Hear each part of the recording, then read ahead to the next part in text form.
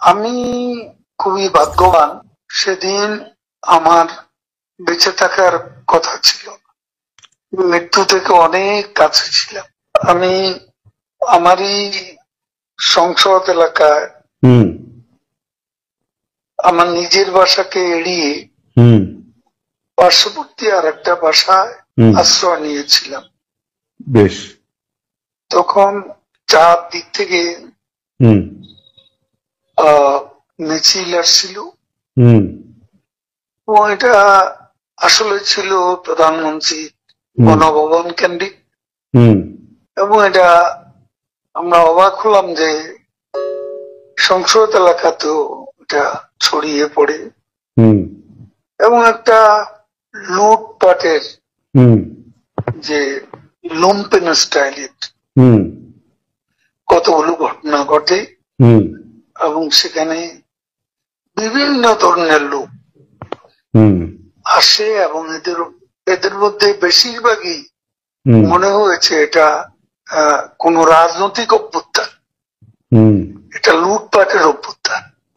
না, একটা কথা জিজ্ঞাসা করি, সে তো আমরা তখন সেটা দেখলাম এবং মাননীয় প্রধানমন্ত্রীকেও যে বাসাতে ছিলাম তারা সে বাসাতেও হামলা করে। আচ্ছা। তারা জানতো না যে সেখানে আমি আছি। আচ্ছা। আমার বাসা তারা লুটপাট করেছে, কিন্তু যে বাসায় আমি গিয়ে আশ্রয় নিলাম সেখানে তারা হামলা করবে এটা আমি ভাবতাম, কিন্তু সেখানেও দেখলাম যে অনেক লোকজন ঢুকে পড়ে এবং তারা ভাঙচুর লুটপাট করতে থাকে। আমি আমার স্ত্রী সহ আমরা বাথরুমে ঢুকিয়ে যাই, অনেকক্ষণ ছিলাম, প্রায় 5 ঘন্টা। তারপর একটা পর্যায়ে এরা তো ওই বাথরুমের ভিতর সেখানেও কমোড, বেসিন এগুলো তো লুটপাট করেছে সব জায়গায়। সেগুলোর লোভে প্রথমত তাদেরকে আমার ওয়াইফ সেই বাথরুমের মুখে দাঁড়িয়ে বারবার বলছিল যে আমি অসুস্থ, এ কথা বলে তাদের ফিরিয়ে দিচ্ছে। তো একটা পর্যায়ে তারা এই বাথরুমে যেগুলো আছে সেগুলো লুট করার জন্য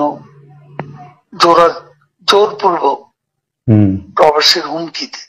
তো সে সময় আমার ওয়াইফ জিজ্ঞেস করে যে কি করবো, খুলে দেওয়া যাওয়া হবে।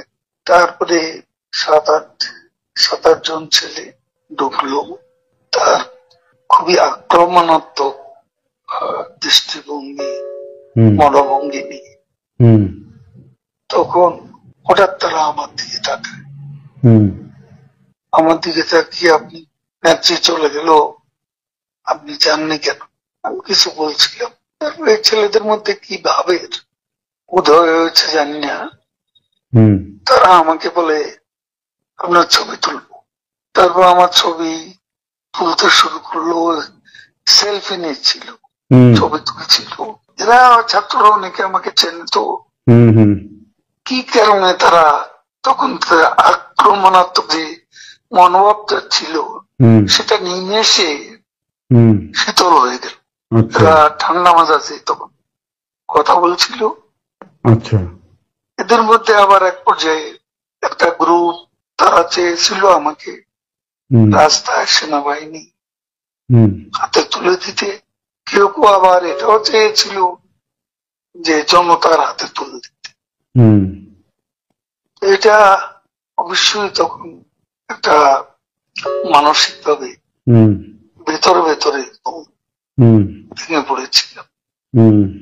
এরপর এরা এদের একটা শার্ট, এদের ওই ব্যাজ, লাল পতাকা শোভিত ব্যাজ লাগিয়ে আবার কালো একটা মুখে একটা মাস্ক দিয়ে আমাকে হাঁটতে হাঁটতে সংসদ এলাকা থেকে বড় রাস্তা, গণভবন অভিমুখী রাস্তা, ওখানে নিয়ে যায়।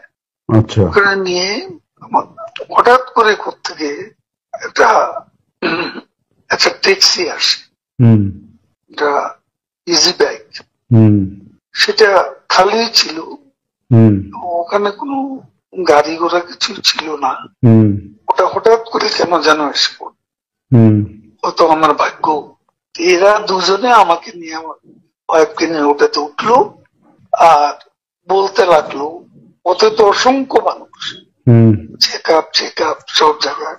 এরা বলতে লাগলো যে আমাদের চাচা চাচি অসুস্থ, হুম হাসপাতালে নিচ্ছি, হুম ডিস্টার্ব করবে না। হুম এই করে করে নিয়ে গেল একটা অনেক দূরে একটা জায়গা। তো এটা হলো, ভাবতেও পারেনি ওরা যখন বাথরুমে ঢুকলো যে বেঁচে হুম থাক, হুম সে বেঁচে থাকাটাই